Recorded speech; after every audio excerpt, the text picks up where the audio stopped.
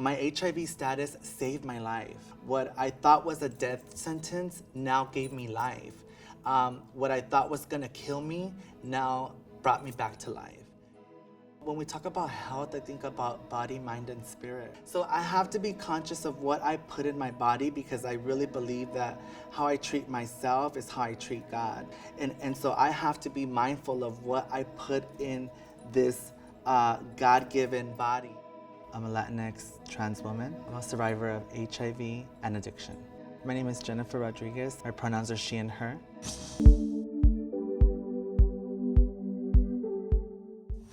I love my culture. I love being a Mexicana. Growing up as a child, I grew up in a very conservative Pentecostal Christian home, and my grandmother took care of us. Both of my parents worked, and I would hear my mom say negative connotations about the LGBTQ community, and I never really understood why. But I guess she saw some things in me that were different, and maybe she thought that by saying those things and reinforcing those beliefs upon me would maybe pray the trans, or at the time, pray the gay away. Well, with my faith, I grew up my parents telling me don't be ashamed of who you are, stand up for what's right, be your authentic self. As a teenager, then I started to feel different things that were against what they believed, and then it was like a world of contradiction, right? And so I just got to the point where I got tired of being somebody that I wasn't, but everything that they instilled in me worked in my favor. I just didn't use it the way that they wanted me to use it. I never had a positive role model of someone that was transgender, or I didn't really know anybody that was transgender. And so I didn't know exactly who I was. And so at the age of 17, 18, I came out as a gay man, even though my father, when I came out, told me, I know you're not a gay man, you want to be a woman. And so when my father told me that, it was I told my dad, well, that's not necessarily true. Not everyone that's gay wants to be a woman. But when I said that, I felt convicted, because I felt oh, I just lied, And so as time went on, later on in my life, I got sick and tired of being sick and tired of being somebody that I wasn't. And I just got tired of not living in my authenticity. And I think at the lowest point in my life, I decided that I was going to live in my truth. And that's when I physically did a transition. Well, I was 20 years old. I was living my life as a gay man, and everything on paper looked incredible. I had a job, I had bought my first condo, and then I get slapped with a death sentence, And so that's what I heard. When they told me in that hospital 17 years ago that I was HIV positive, all I heard was, you're gonna die. And so from that moment on, I continued to slowly commit suicide by using substances and switching one substance from another, and just kept going and going and going until my secret was out. And when my HIV status was disclosed to my family without my consent by a doctor, it was a game changer for me, because then there was I couldn't run anymore. So I had to face whatever adversity I was facing with with me almost practically dying in a hospital, and the doctor walking in and disclosing my HIV status to my mother. I remember seeking legal help for what was done to me at that hospital, the doctor disclosing my HIV status without my consent. And so I remember nobody wanted to help me, and I felt it was because I was trans. And so around this time, after my status was disclosed, I went to my doctor, who started prescribing me hormone replacement therapy, and I explained to my doctor what had occurred. He gave me a number to call, and I called, and these people took on my case. And it just so happened that the lawyer's assistant, who was an intern, happened to be a member of a 12-step fellowship program. So they were a recovering addict, and they had found recovery, and now they were getting ready to become a lawyer. And so I think that was a turning point, because as she shared that, I followed her direction and I went into treatment. And I think from that moment on, I realized that I needed help, and she just helped guide me there.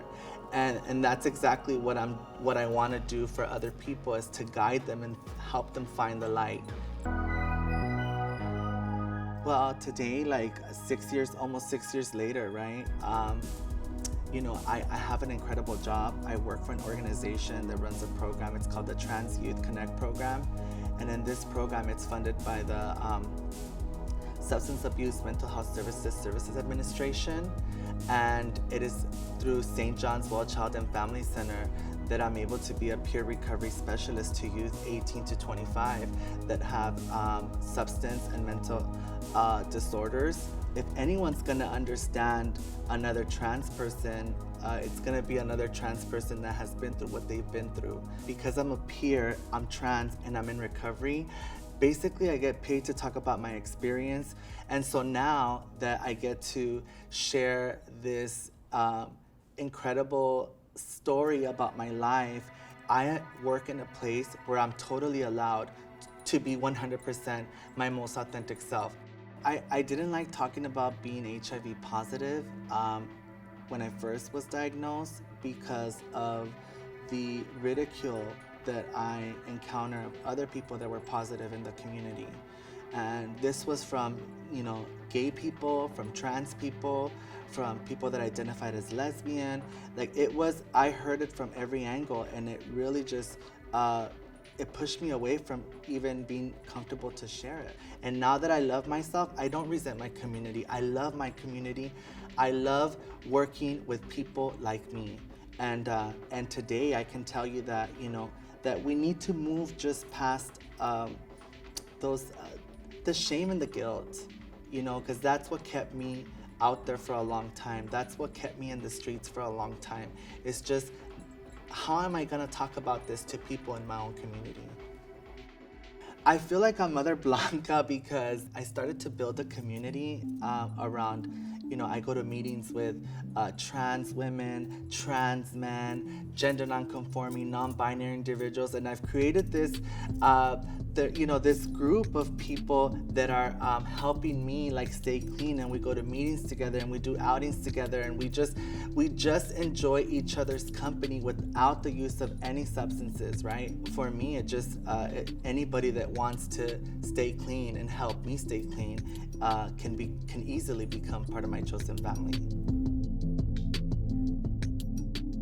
My HIV status saved my life. What I thought was a death sentence now gave me life. What I thought was gonna kill me now brought me back to life. I think that if you are out there suffering and you need help, reach out, please. Reach out to someone and have them connect you with me. Well, when we talk about health, I think about body, mind, and spirit, right? And so a lot of the things that I used to put in my body weren't so healthy. And now, sometimes maybe I didn't eat before, and now I love to eat a little bit more. So I have to be conscious of what I put in my body, because I really believe that how I treat myself is how I treat God. So the spiritual part is meditation is important to me.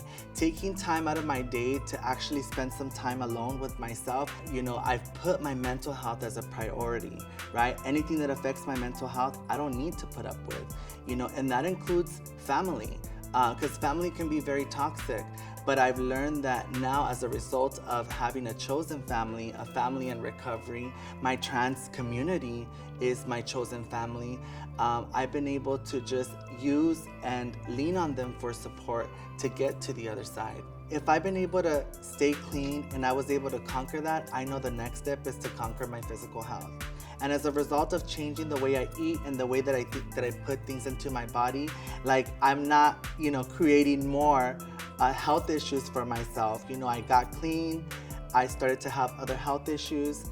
I was taught to live in the solution. I started to change the way I eat, and I started to see results. And to me, it's skinny does not equal healthy. It's what works for you. There's no cookie cutter description of what a healthy person looks like.